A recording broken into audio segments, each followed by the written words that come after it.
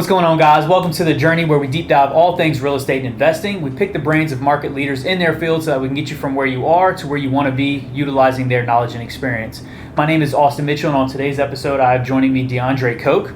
He is the president and CEO of Truicity Wealth Management. They manage over $35 million in assets. DeAndre has a personal portfolio of over 7 figures.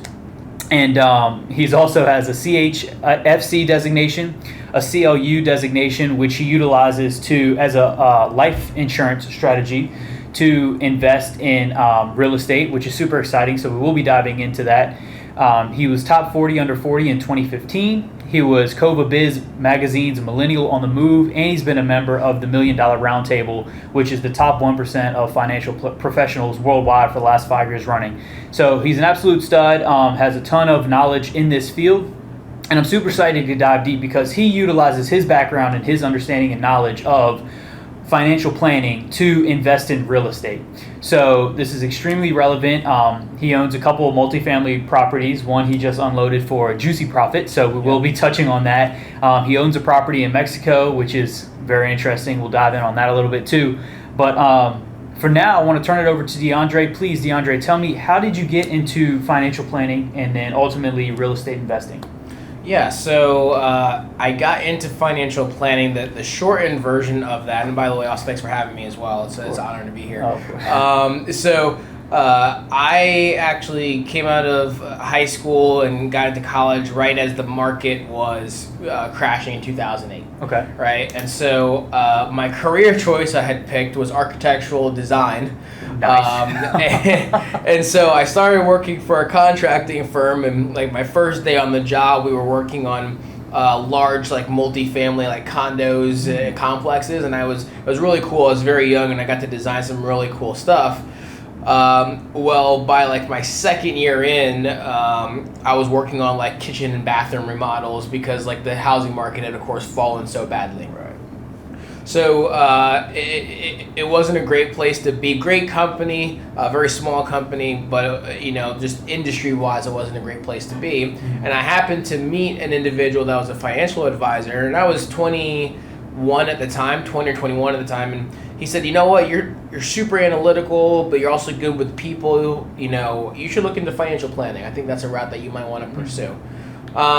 And so I did a ton of research, looked at a lot of different companies, a lot of different things like that, and ended up starting with Northwestern Mutual, where they train me on the planning side, but then also through building my practice very young and just by myself, I was able to work toward those designations, work toward all the licenses and credentials that I have, and really become studious and master my craft in financial planning. And so since then, still under the umbrella of Northwestern, but I'm with my own, I have my own firm now, Truicity Wealth Management, and so we've been operating now for roughly 11 years or so, working in the financial planning space, working with clients all over the country, whether they're individuals, families, business owners, you name it. I think that's awesome. So, I mean, the multifamily designing, I think that's super intriguing. So, I mean, what was that world like when you were in it? I mean, so you literally designed these things from the ground up? Yeah, and so it was really cool. What was nice was the mentor that I had at the time and owner of the company, Paul. He is a Class A general contractor. Mm-hmm. Brilliant mind, can design, can, and he's been doing construction for 50 years. Right. He was really able to see through walls and design some great things, and so we large custom homes, all sorts of things. So on the multifamily side, he had a project up in Newport News called Jefferson Estates, and it was a 5-building condominium complex, which each building had about 4 or 5 units. Right. So his skill and expertise was the building, the construction, the management of the construction, but not the drawing piece. Right. And so he needed someone that could essentially operate CAD, right? AutoCAD and build, print, design, those type of things. Well, I first came in as, he basically said, draw this line here, I want to see this and that, and that was my, my beginning. Mm-hmm. But then eventually got to the point where he said, hey, this is how much square feet, this is the dimensions, design something, I'm going to come back and see how I like it. Yeah. Right. So I got to go from, okay, this is how this is how he likes things to be designed, to give him the free reign to be able to design things myself. And thankfully that project is still standing. 12, 13 years later, it's up at Newport News. So thankfully it's still good to go. That's solid. Good. Yeah. That's a win there for sure. Then so he was the one that told you that you had the skill set of being a financial planner? It was a financial advisor that I had met, that actually we had met through a networking type event. Yeah. I was essentially, I was working hard to kind of continue to drum up some business for the practice. So I was getting out networking and just trying to do what we could to keep Paul's business going at that time. And that's when I actually met someone that said, hey, you should look at the financial planning side. And it was tough because, I really enjoyed what I was doing. I enjoyed real estate. I enjoyed architecture. But at the same time, with how damaged the industry was and how young I was at the time, I felt like if I was going to make a change to something else, that was going to be an ideal time to do so. Right. Absolutely. And then, so ultimately, how did you come across Northwestern Mutual as being the go-to for you to get started? Yeah, so candidly, that advisor was a Northwestern Mutual advisor. However, I had never heard of Northwestern, so I was not sure who they were, what they were, or anything about them. So I did my research. I actually looked at a lot of different companies. I spoke with mentors at that had been in the industry before. I spoke with family mentors. I got advice from a lot of different people. I had someone that was very successful at a competitor company that actually wanted me to come on board directly with him and mentor me directly. And he was very well known in this area individual. But everything that I read online, the research I did, the conversation with mentor said, if you're going to join this industry, this is where you want to be. Training bar none, the best. Accolades of the company itself, the best, and those type of things, and that's what led me here ultimately. That's great. Okay, so that definitely helped kickstart things, and then so now we're financial planning. You're building your brand, you're building your business, and then when did you take that first dip into investing? When did you get that first property? Yeah, I think that you wanted to even get into. So that's an interesting kind of dynamic, right? Because as a financial advisor, I'm building my own business, I'm building my own practice, I'm building my own clientele from scratch. And so as early and eagerly as I wanted to, I had to make sure that I kept reinvesting into my personal business to make sure that I was able to continue to grow. Right. So, I got an itch to do so probably 4 or 5 years into my practice, but from a financial standpoint, candidly, I wasn't ready yet. And I needed to continue to invest in my own practice by adding people to my team, adding support as we continue to build on more clients and those type of things. So it really wasn't until around 2019, 2020, so say, 8 or 9 years into my practice, that I felt like I was at a place where my practice was running very well, my team dynamic was strong, and I had now the ability to start looking at, what am I going to do from an investment standpoint, property standpoint, those type of things. Yeah.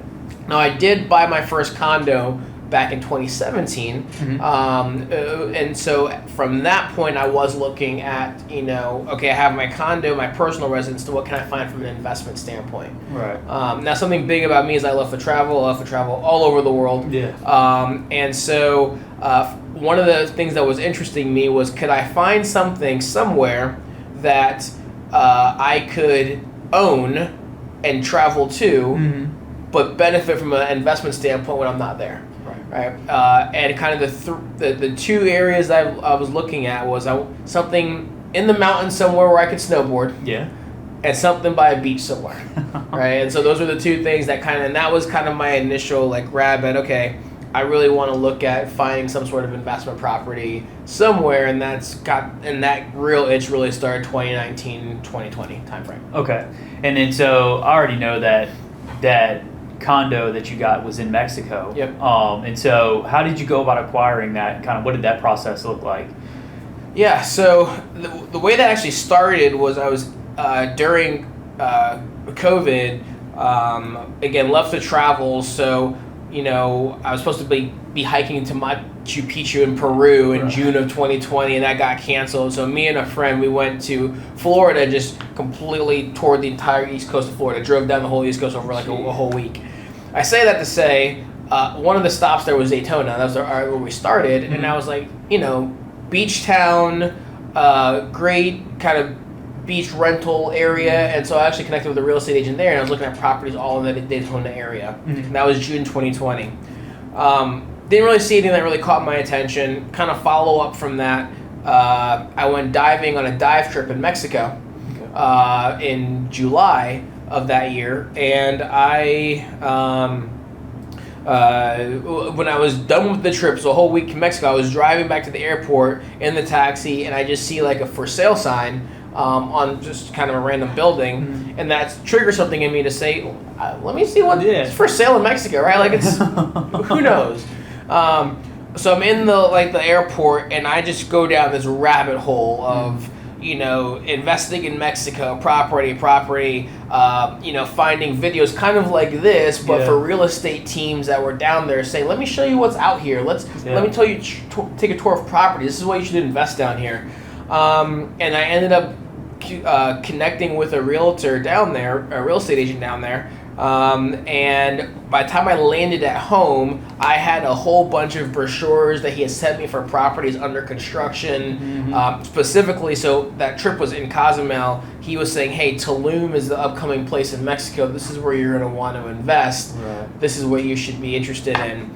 And so we had been, it was just a nonstop for a couple weeks, texting back and forth, talking about properties, all these different things, and just to condense the story a little bit, found a property, and basically because of COVID, there's not really traditional financing and such in Mexico, so there's not really, you can't get a mortgage in a lot of cases, and so because of COVID though, construction is shut down.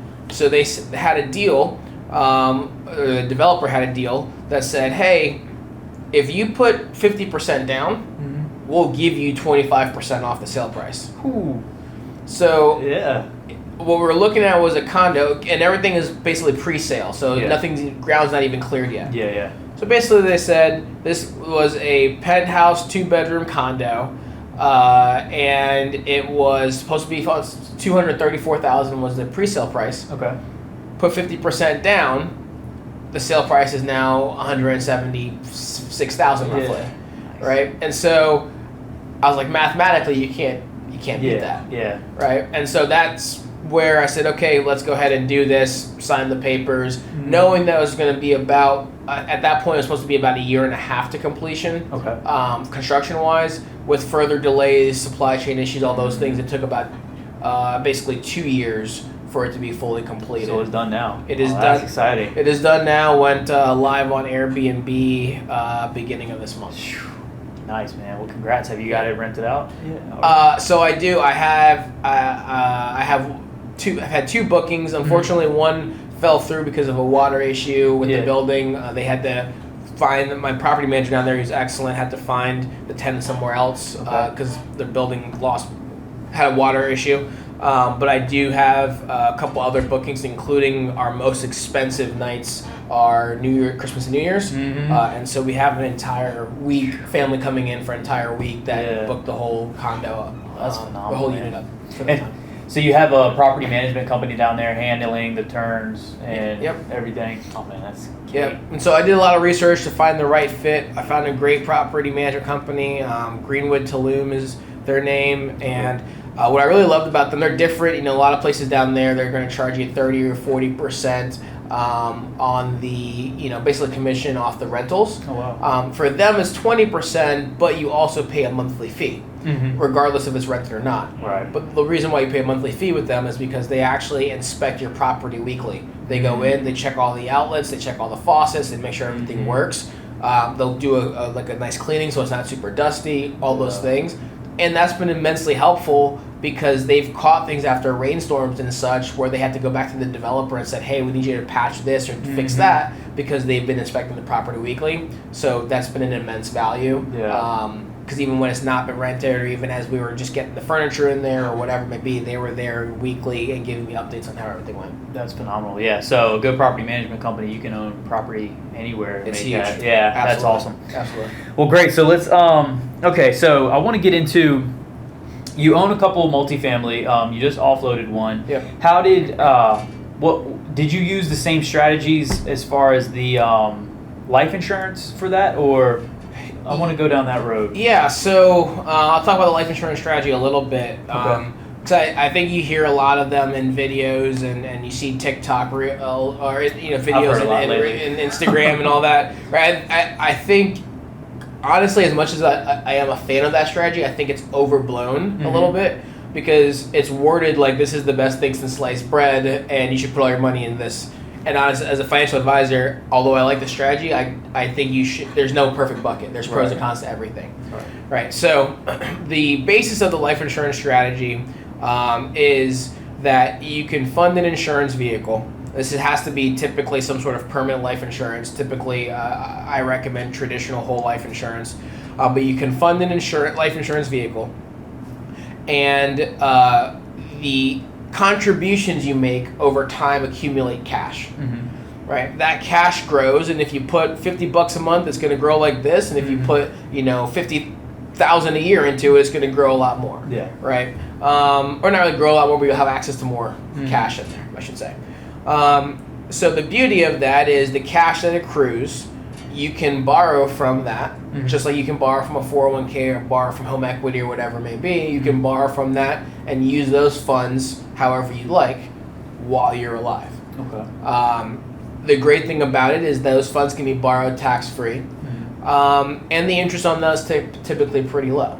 And depending on the strategy, the interest can be 4%, but the cash in the policy might be growing at 5% or something like that or more.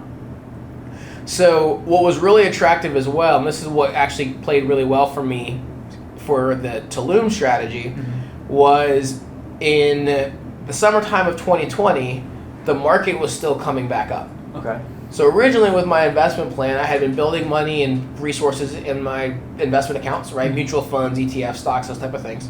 And my plan was to use those funds for my purchase of property originally. Well, as many people know, the worst time to pull money out of the market is when the market's down 10, 15, 20, 30%. Yeah. So it was a great deal to put 50% down, but it would have been terrible if I had to damage my investment portfolio and take out at a huge loss. Yeah. It wouldn't have been worth it. Yeah.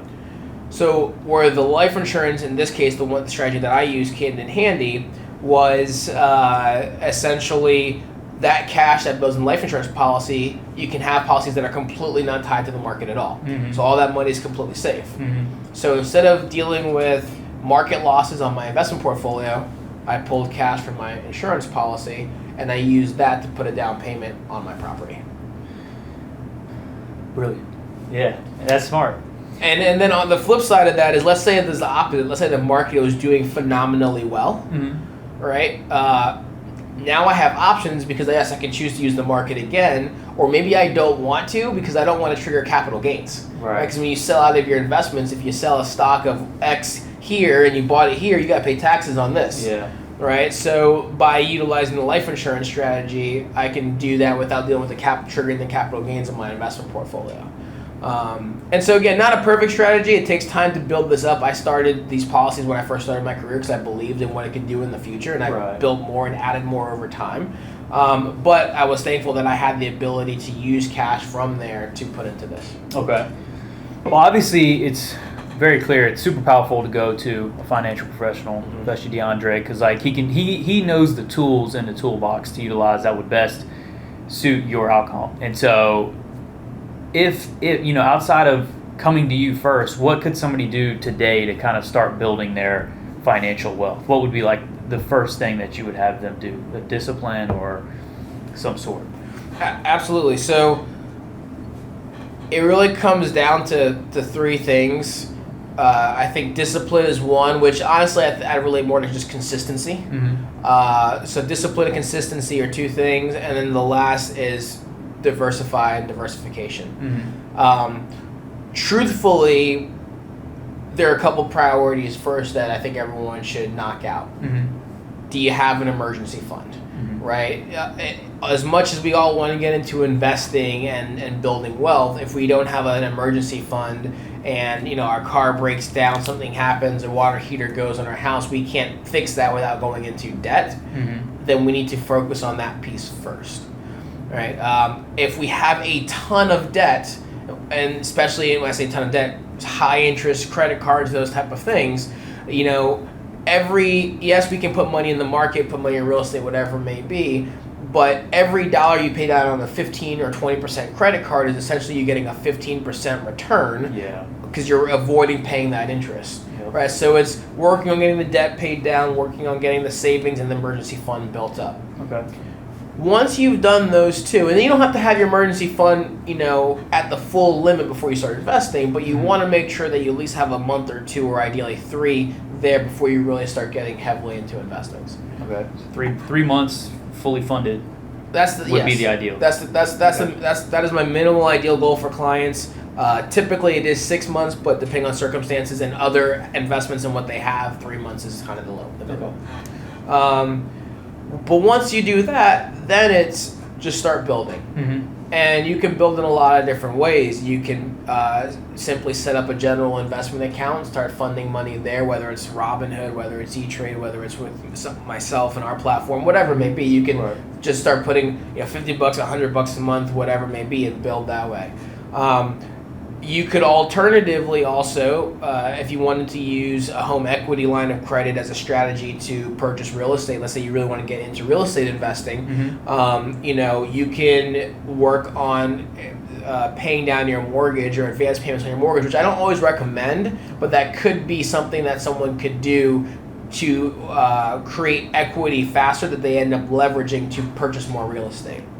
I usually don't recommend that because prior to the craziness with interest rates right now, you could get more of a return in the market typically than you would be paying an interest on your house. But right now it's a little bit more of a even mix, but that's just another consideration.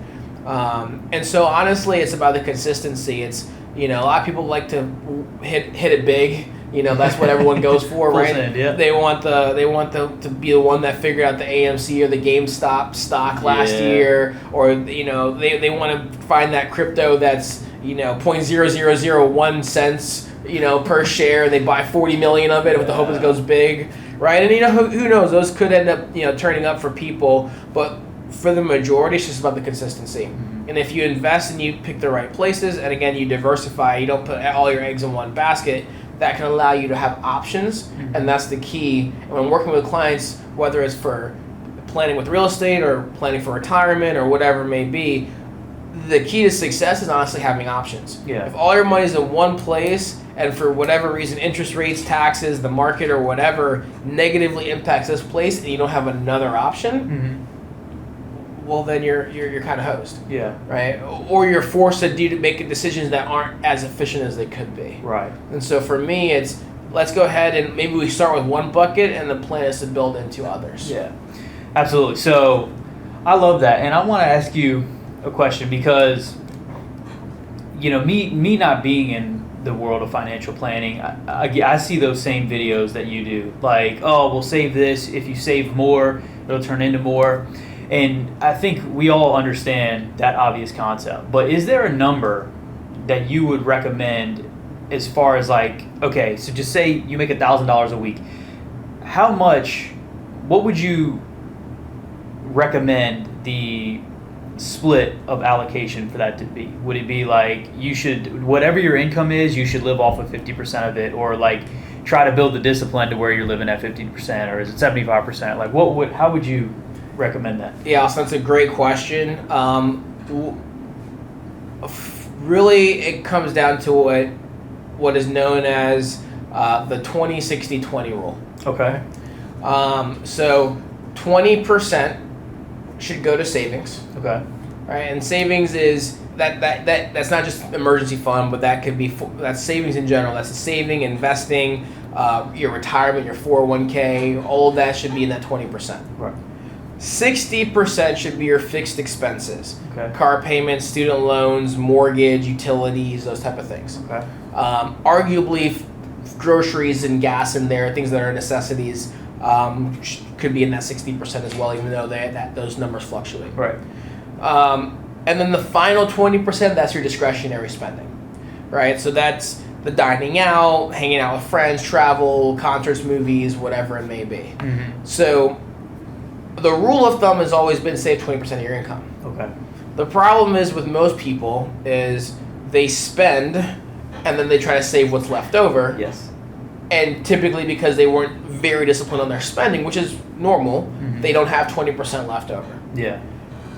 And you notice in this rule, the 20% comes first. So you save first and then spend what's left. Yeah. From that standpoint. Now, for a lot of people, that might not be the situation they can accomplish because they're a single, they're a family living on a sole income provider or something along those lines. So it's not a perfect scenario every time. Yeah. But that's generally the rule of thumb as far as, hey, so in your case, if you're making $1,000 a week or $1,000 a month or whatever it may be, hey, save 200 of that, and then the other 800 should go to your living expenses for that week, basically. Right. And that is, there's no secret sauce to success. It's just about the consistency. If you can just do that routinely, think about it in this case, $1,000 a week, $4,000 a month.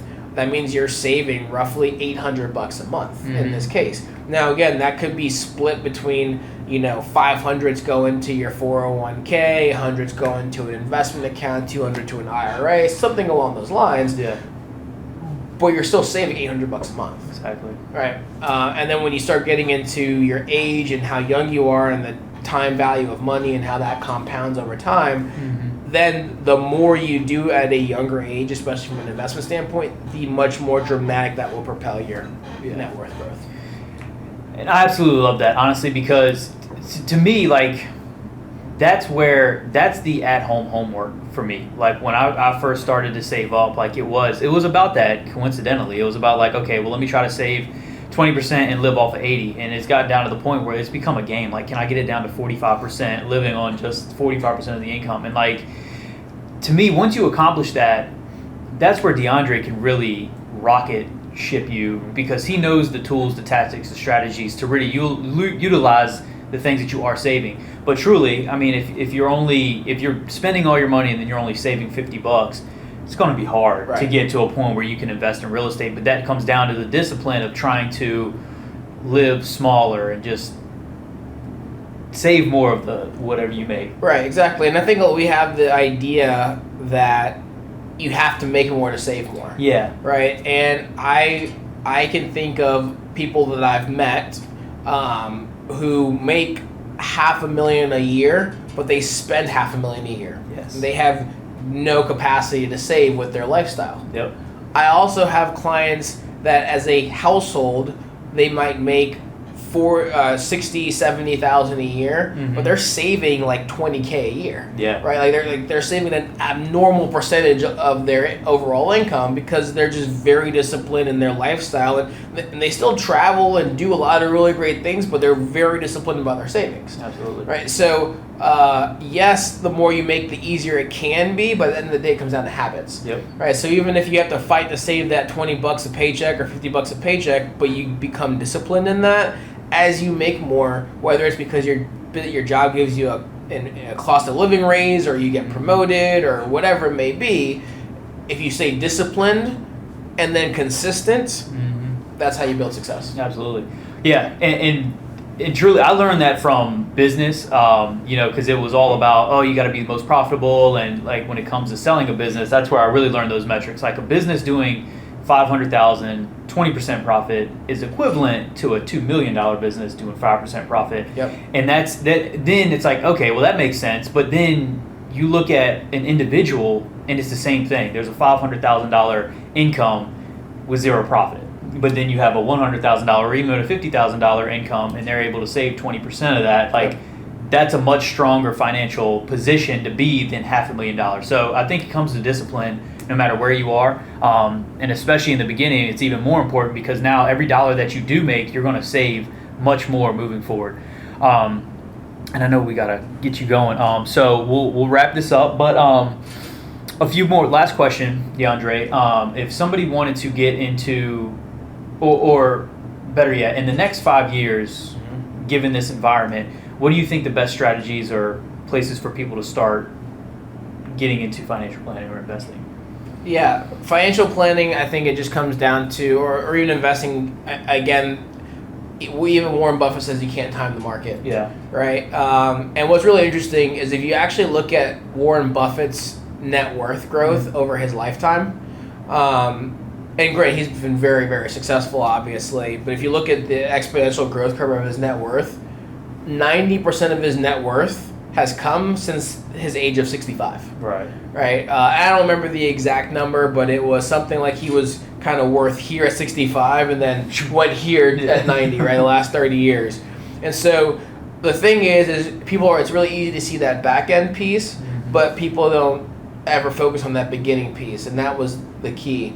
So I say over the next 5 years, there's a few different things. I think it's just a consistency in investing. We're not going to be able to time the market. The market's going to do what it's doing. With the market being down right now, I think it's a really effective time to just be contributing no matter what, just consistently, 401k, IRAs, investments, whatever it may be. Just be consistent. Real estate's a little bit different. With interest rates being a little bit higher, I think we're going to see a little bit of a trend move away from flips. Or it's not flips, sorry, from holds, just because interest rates are so much higher, and so mortgages are going up, which means you're not gonna net as much from rental income. I see that coming back down though. Everyone talks about inflation being 8-9% this year. Well, yes, this is an inflationary spike year, but inflation is not going to stay at 9% for the next 5 years. Right? It's averaged over the last 100 years about 2 to 3%, and so we're going to see that trend come back down. And I think as we see that trend come back down, we're going to see rates improve overall as well. Will we be back to the 2% time frame? I'm not a real estate expert from that capacity. I don't believe so, but I do think rates will come down, and so I think it's going to be an opportunity to, as there's going to be less buyers in the real estate market, because the typical family that's just looking to acquire property with the rates being higher are going to hold back. This could be an opportunity for that real estate investor to say, hey, I'm going to find something that's going to be a good deal. Because one thing that I learned about investing in real estate specifically is any property for sale can be a good deal if you can make the numbers work. The number is for sale for might not be the good deal number, right? But there's a number there. Like if the property was $1, you'd buy it, right? So there's a number where there's a deal, right? So it's learning how to figure out what that number is and trying to acquire it for that number, essentially. Exactly. So I think that I know I gave you a very vague answer because of course I can't predict the future. But I think we're going to see continued volatility on the investment and financial planning side. It's how just be consistent no matter what you do. Diversify, talk to a professional. On the real estate side, also talk to a professional who really understands the market trends wherever you are, because our market here is going to be very different from the market in Austin, Texas. But keep in mind that, again, you can find a deal anywhere and really understand what your strategy and your end game is. Is this something I'm looking to flip? Is it something I'm looking to hold? Because arguably, the longer your hold time is, the less the short-term volatility is going to matter, and the same thing applies to investing in the market as well. Absolutely. Okay. No, that was good. That was really good. And so as far as, I always like to finish up with a book. Okay. So is there a single book in business or in financial planning that has made the biggest impact on your life? So there's been lots of books out there that are great. I'm gonna share one that I've recently read that I thought was just immensely helpful and amazing. It's just called The Psychology of Money. Okay. It really just breaks down behavioral finance, which is a lot of what I do. And it tells great stories like, why is it that this person who was a Wall Street billionaire basically went bankrupt, but this other person who was essentially a custodian for 30 years, when she passed, left $2 million to her heir, right? And it talks about the psychology of money, how we use it, how we view it, how we should understand it, and what can we do to be better with overall money management, whether it's however you want to invest. And so I really like that book. I think that one's instrumental to just people understanding, again, how the mind works when it comes to money. And a really quick example of that is everyone loves a sale. Everyone loves a deal. I'm sure however much you bought your house for, if you could have bought your house for 30% cheaper, you would absolutely buy it, right? Yeah. But yet no one loves a sale when it's in the market, right? When Yeah. the stock market's down 25, 30%, that's when everyone's like, nope, I don't want to invest. I'm not going to put money in, right? So again, the psychology of money is a really interesting concept. Yeah, I think that's tremendous. Okay. And then finally, so if somebody wanted to get a hold of you, DeAndre, they wanted to start their financial planning journey or just speak to you to kind of get some consulting, how could they reach out? How can they get in contact with you? Yeah, so there's not many DeAndre Cokes in the world, I found. So literally, you just Google my name, I will come up. So I have my website. It is truicitywealth.com. So you are welcome to, reach out to me there. There is a contact me form. As well as you can personally reach out to me on Facebook and Instagram as well. And for the Instagram, it's just at DeAndre.Coke. And again, you can also just find me with a search of my name on Facebook.